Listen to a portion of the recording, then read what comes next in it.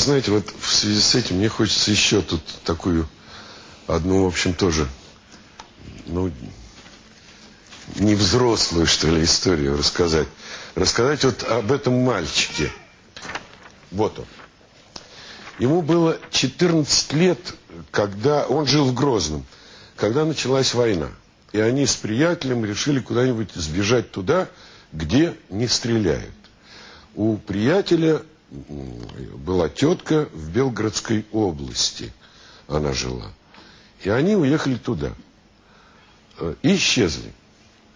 Родители Исы пытались его найти, искали, обращались в военную комендатуру, еще куда-то. И им сообщили, что он расстрелян. На самом деле Ису не расстреляли. Пусть он об этом расскажет сам. Меня поймали, отвезли, в приемник распределитель. Там просидел 2 с лишним месяца. И отвезли сюда, в Волоколамский район, в Пятницкий интернат. Подходил к концу 94-й год. Сообщения с Кавказа не оставляли сомнений. Война. 11 декабря первые бомбежки. Грозный, Шали, Автуры. Во всех выпусках новостей. Иса смотрел их в Пятницком интернате в Белгородской области. До дома поездом недалеко. Но поезда в Чечню уже отменили. Не доходила туда и почта. В интернате беспризорники и дети из слишком трудных семей. Прошло 2 года. Наконец, Лебедь и Масхадов подписали мирный договор. Прекратились обстрелы, заканчивалась война. В это время Иса с приятелями, Сережей Федоровым и Сашей Макаровым, ограбил магазин. После суда Иса попал в Валуйскую колонию, все в той же Белгородской области. 30 часов поездом до Грозного. Мне всего дали 2 года. На тюрьме полгода сидел, его здесь сейчас 1,5 сидел. Историю Исы мы узнали благодаря его воспитателю, Марии Дементьевой.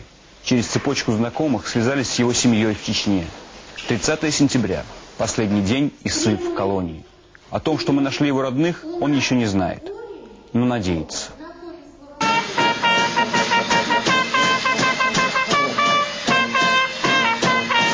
Итак, сегодня у одного из наших ребят заканчивается срок пребывания здесь, в нашей колонии, заканчивается срок осуждения.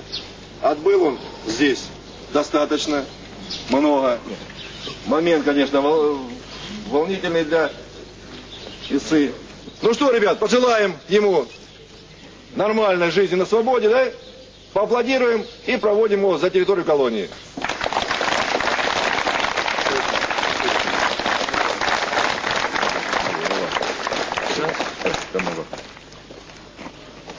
На нем одежда, собранная друзьями по отряду, в карманах справка об освобождении и подарок, видеокассета с записями зарубежной эстрады.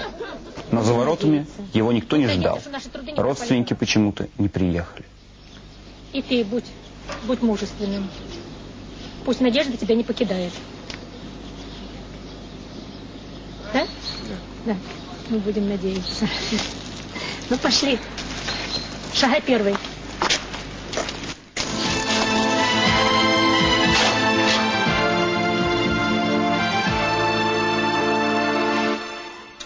Вы знаете, мне хочется вас познакомить с человеком, который очень много делал для того, чтобы разыскивать людей. Виталий Иванович Бенчарский. Он работал в комиссии по розыску пропавших. И к нему писали все. И русские, и чеченцы, все. Расскажите, Виталий Иванович, как это происходило вообще? Когда началась война, работа по розыску пропавших велась с самого начала. Просто об этом мало кто знал. А много удалось все-таки разыскать людей? Мы разыскали около 358 человек. Но, к сожалению, многих продолжают искать и до сегодняшнего дня. Как тех, так и других. И таких более 1500 человек. И любая информация о судьбе хотя бы одного человека после этой передачи будет чудом. Часто бывало так, что вот давали сведения, такие как об Исе, что расстрелян, а оказывалось, что нет. Такая путаница вообще там... Если были, то, к сожалению, только единичные случаи. К сожалению, единичные случаи. То есть, к сожалению, счастливые случаи единичные. Единичные, да. А в основном-то, конечно, информация подтверждалось о том, что они погибли. Ну, Иса, к счастью, не был расстрелян. Это были ошибочные сведения. И он сейчас у нас в студии.